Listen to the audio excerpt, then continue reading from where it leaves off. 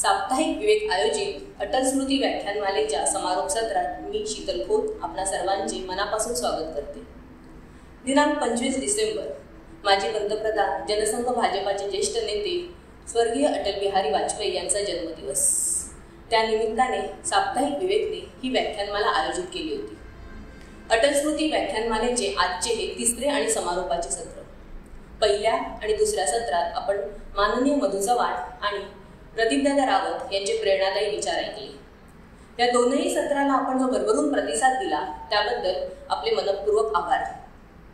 अटलजींच्या व्यक्तिमत्वाचे विविध पैलू उलगडणारी ही व्याख्यानमाला आपल्याला कशी वाटली हे सांगण्यासाठी विवेकच्या फेसबुक पेजला लाईक करा, शेअर करा, कमेंट करा आणि सबस्क्राईब करा। आजच्या या समारोप सत्राचा विषय आहे राष्ट्रीय सुरक्षेचे प्रहरी अटलजी। पंतप्रधान अटलजींच्या या अविस्मरणीय पैलूचा परिचय करून देणार आहेत ज्येष्ठ पत्रकार आणि राज्यसभेचे माजी खासदार तरुण विजयजी। अटलजींच्या या विविध पैलूंचा परिचय करून देण्यासाठी तरुण विजयजी यांची उपस्थिती ही आपल्यासाठी आनंदाची बाब आहे। मी तरुण विजय यांना विनंती करते की त्यांनी या आजच्या व्याख्यानमालेला सुरुवात करावी। तरुण विजयजी। अटल बिहारी वाजपेयी भारतीय सुरक्षा और संपूर्ण राष्ट्रीय रक्षा व्यवस्था के संबंध में भारत के इतिहास में अपने समय के सबसे बड़े योद्धा राजपुरुष के नाते जाने जाते हैं। अटल बिहारी वाजपेयी जी ने जब 98 में पोखरण का परमाणु विस्फोट किया तो संपूर्ण विश्व चकित रह गया था और किसी को विश्वास तक नहीं हुआ कि इतनी समर्थ, सक्षम और संपूर्ण विश्व के कण कण, चप्पे चप्पे पर अपनी नजर रखने वाले अमेरिकी जासूसों, जासूसी उपग्रहों और उनके तमाम चैनल्स को भान तक नहीं होने दिया था कि एक इतना बड़ा परमाणु परीक्षण अटल जी करने वाले हैं। उस परीक्षण में अब्दुल कलाम साहब की बहुत बड़ी भूमिका रही और मुझे मालूम है कि जब अटल जी वहाँ गए और लौट कर आए तो उनके देदीप्यमान सुदर्शन मुखमंडल पर एक अद्भुत संतोष और दिव्यता की आभा छाई हुई थी। उस आभा ने, उस प्रभा ने वह सुरक्षा के प्रति जो आत्मविश्वास पैदा करने वाली प्रभा थी, उसने देश में एक नवीन आत्मविश्वास का सूर्योदय पैदा किया। अटल जी चाहते तो उस निर्णय को काफी लंबे समय तक रोके रख सकते थे। आखिरकार नरसिंह राव जी ने उस पर कोई निर्णय नहीं लिया, इंदिरा जी ने लिया था।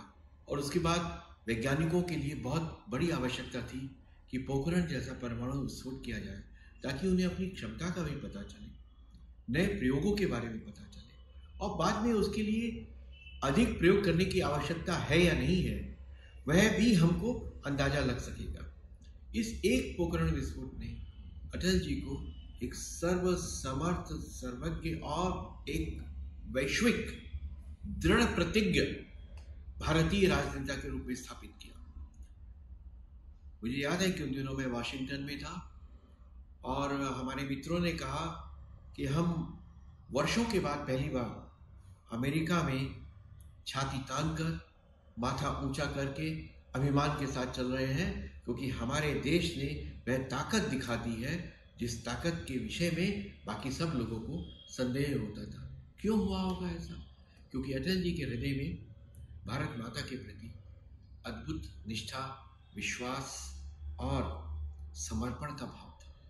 भारतवर्ष का वर्णन करते हुए जो उनके व्याख्यान हैं जिसमें उन्होंने भारत के विभिन्न कोनों का जिक्र किया है, किस प्रकार हिंद महासागर भारत माता के चरण पखारता है, किस प्रकार कश्मीर भारत का मुकुट मणि बना हुआ है, किस प्रकार उत्तर पूर्वांचल और पश्चिमांचल भारत माता की दो सशक्त, पराक्रमी, शौर्यवान भुजाएं बन के सिद्ध है, किस प्रकार तिरंगा भारत माता के हाथों में शोभायमान होता है और वह सिंह वाहिनी है। यह जो दृश्य है यह अटल जी के मानस को हमेशा भारत की एकता और अखंडता की सुरक्षा के लिए बहुत शक्ति देता रहा और विश्व के अनेक देशों से इस प्रकार के प्रतिबंध लगे कि भारत को अपनी सामरिक आवश्यकताएं पूरी करने के लिए जो उपकरण, कलपुर्जे और जो भी सामग्री चाहिए थी वह कहीं से भी मिलना बड़ा कठिन और असंभव हो गया।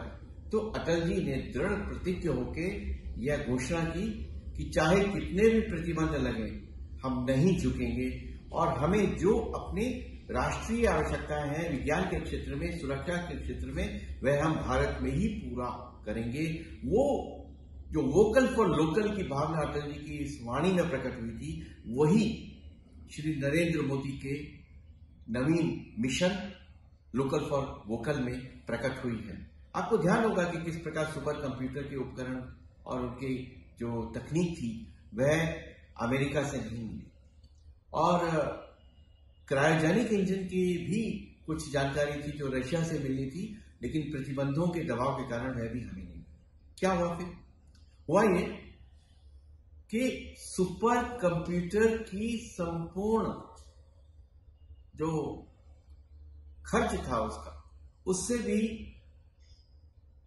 आधे से कम में भारत के वैज्ञानिकों ने, जिनमें विजय भाटकर और डॉक्टर अशोक काकोडकर जैसे महान वैज्ञानिक रहे, उन्होंने परम संगणक बनाया।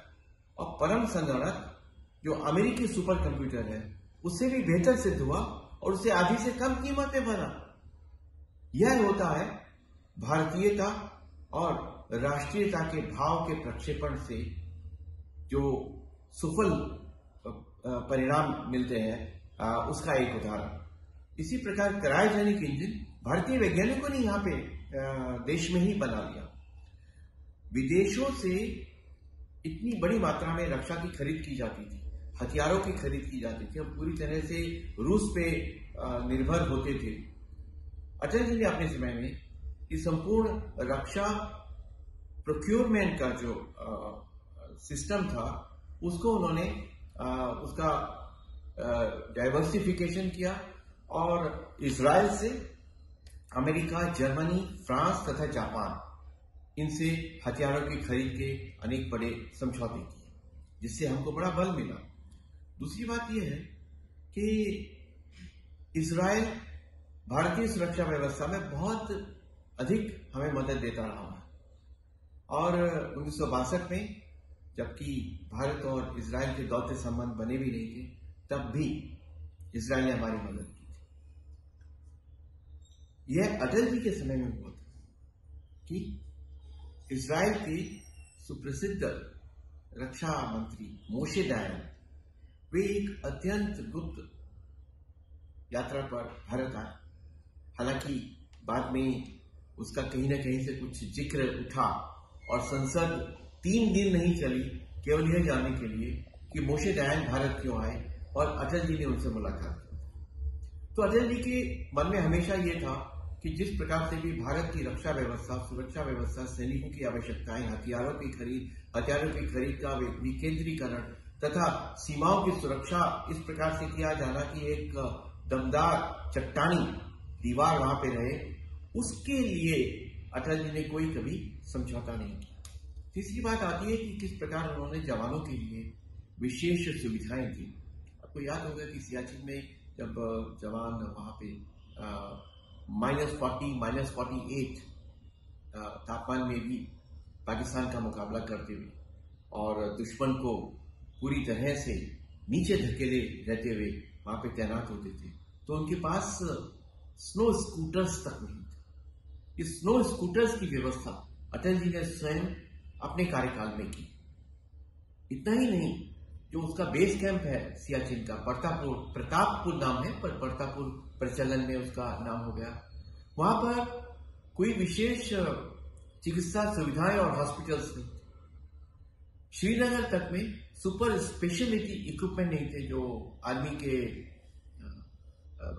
मेडिकल हॉस्पिटल में होने चाहिए थे। अटल जी के समय में श्रीनगर का military hospital super speciality grade में प्रोन्नत किया गया। वहां पर MRI और कैट स्कैन की मशीनें तब गई, उसके पहले नहीं थी जनाब। और इतना ही नहीं, प्रतापपुर में मिलिट्री हॉस्पिटल का एक अच्छा खासा वहां पे ढांचा खड़ा किया गया। अटल जी सीमा पर सैनिकों का मनोबल बढ़ाने के लिए लगातार गए। कारगिल के बाद भी गए, कारगिल से पहले भी गए, और उस समय भी जब अमेरिका में राष्ट्रपति कार्टर ने मध्य रात्रि को फोन करके पाकिस्तान के प्रधानमंत्री नवाज शरीफ को वाशिंगटन बुलाया, लेकिन अटल जी ने मना कर दिया। उन्होंने कहा कि अटल साहब, ये हमारा मामला है, हम आपस में सुलझ लेंगे, हम इसमें समर्थ हैं। आपने फोन किया, धन्यवाद। कार्टर देखता ही रह गया। यह था अटल जी का एक दृढ़ प्रतिज्ञ स्वरूप। कारगिल में उन्होंने वहां के लद्दाख के लोगों को बहुत शाबाशी दी कि किस प्रकार उन्होंने पाकिस्तानी घुसपैठ के बारे में जानकारियां दी थी। लेकिन उन्होंने यह भी एक काम किया कि जो लद्दाख स्काउट है, अर्थात लद्दाख के लोगों को लेकर वहां की जो सेना की एक उन्होंने प्लेटून बनाई, उस लद्दाख स्काउट को बहुत सुविधाएं दी गई तथा उनको एक नया ऊंचा स्तर दिया गया। क्योंकि सुसो लहर गल वह लद्दाख स्काउट का वीरता का उद्घोष है जो भोट भाषा में है। अटल जी ने लद्दाख में इसका भी काफी उच्चारण किया, लोगों को बहुत अच्छा लगा। अटल जी को बहुत इस बात का अभिमान रहता था कि हमारे जवान अरुणाचल प्रदेश से लेके और उत्तराखंड के तमाम पहाड़ी क्षेत्रों से होते हुए लद्दाख तक तथा राजस्थान के रेतीले इलाकों में भी हर प्रकार के तापमान में, उधर -40 डिग्री होता है तो इधर 48 डिग्री का उबलता हुआ रेतीला तापमान, गर्मी का तापमान रहता है। इन दोनों अतिशय क्षेत्रों में भारत के जो नौजवान हैं वे बड़े हिम्मत के साथ में डटे रहते हैं।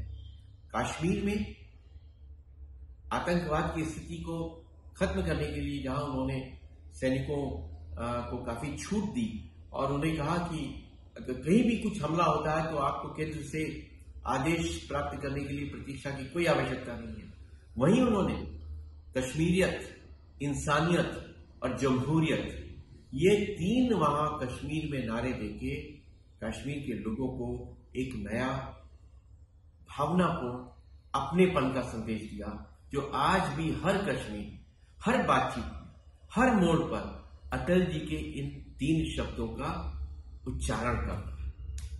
अटल जी शाक्त कवि थे, वे शक्ति के आराधक थे। हिंदू तन मन, हिंदू जीवन, रग रग हिंदू मेरा परिचय भी उन्होंने लिखा। उन्होंने संघ के संस्थापक परम पूज्य डॉक्टर हेडगेवार जी पे भी लिखा, केशव के आजीवन तक की यह पवित्रतम धारा, सात सहसी नहीं करेगा इससे भारत सारा। उन्होंने यह भी लिखा कि गगन में लहरता है भगवा हमारा। यह जो उनके मन की भावनाएं थी, वे संपूर्ण विश्व में भारतवर्ष को एक सशक्त, समर्थ, सुसंस्कृत, सुशिक्षित और स्वाभिमानी राष्ट्र के रूप में स्थापित करने के लिए थी। पार्लियामेंट में जब 2001 में 13 दिसंबर को हमला हुआ तो अटल जी पूरी तरह से तैयार थे कि पाकिस्तान पर करारा आक्रमण करके उसको सबक सिखाया जाए।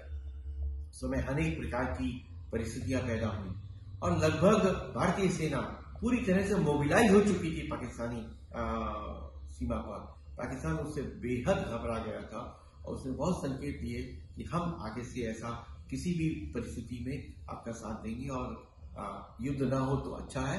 तो युद्ध के लिए तैयारी, लेकिन युद्ध अगर अनावश्यक है तो उसका भी निर्णय लेना, यह जो विवेकशीलता है, यह जो राज ऋषिपन है, यह अटल जी के व्यक्तित्व में पूरी तरह से झलकता था।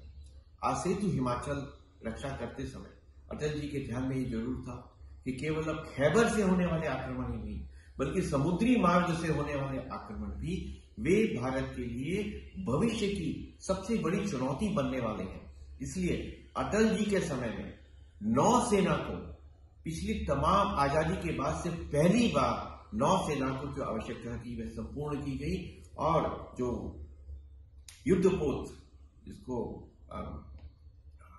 विक्रमादित्य कहा गया, रशिया से उसको लिया था 18,000 करोड़ में, तो वह भी उनके समय में हमने जलावतरण उसका किया, जिससे भारतीय नौसेना को बड़ा बल मिला। कहने का यह है कि अटल जी भारतीय शक्ति के आराधक थे, भारतीय सुरक्षा के बहुत विराट हृदय वाले एक का प्रहरी थे।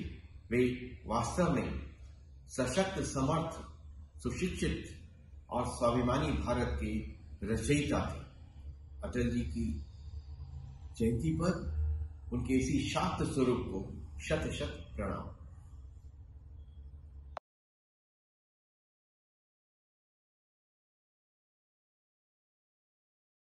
प्रखर राष्ट्रवादाची परखड अभिव्यक्ती, साप्ताहिक विवेकची हीच रीती. विषयाचं नाही त्याला बंधन, ध्यास एकच समाज प्रबोधन. या अमृत महोत्सवी विचार यात्रेत डिजिटली सहभागी व्हा. विवेकची वेबसाईट, फेसबुक पेज आणि यूट्यूब चॅनल आजच लाईक करा, शेअर करा, सबस्क्राईब करा.